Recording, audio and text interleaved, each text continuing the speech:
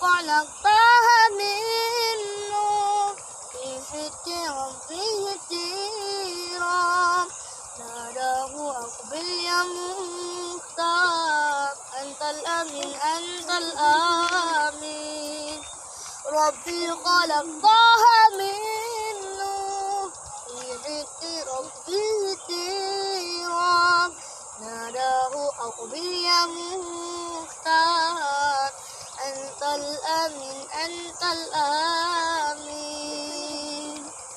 لما ارتقى البيت المعمور صلى إمام لما ارتقى البيت المعمور صلى إمام وقد أنا من ربه